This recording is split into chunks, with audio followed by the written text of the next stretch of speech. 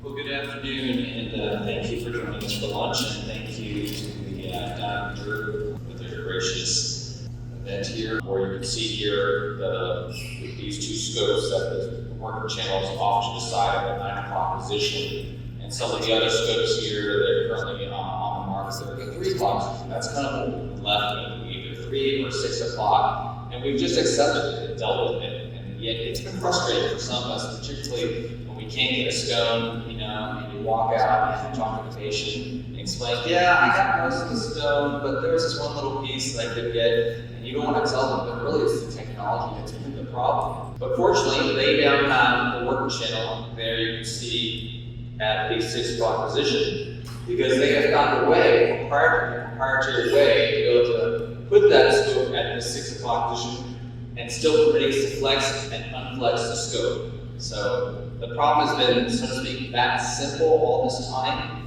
and yet now we have this technology. You've seen this picture also as well. Again, this is how you and I have been operating up until now. You go with this side of the stone or this side of the stone, but you just can't get this part of the stone. Well, guess what? Now you're going to get all areas of the stone. Like, wow. So taking points here are, number one is you need to know what type of scope you have currently. If your scope is on work channels at the 9 o'clock, you might want to consider having a scope that has a 3 o'clock channel, or have that at least available to you, and knowing that in accuracy. Particularly, I can go back to the last slide, which kind of shows you the deficits of both the 3 and the 9 o'clock.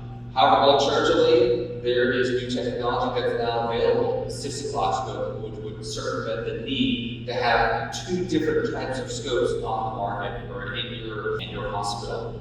So let me just go back to this one in case this was you want to take a picture of. So thank you so much, and look forward to any questions you have.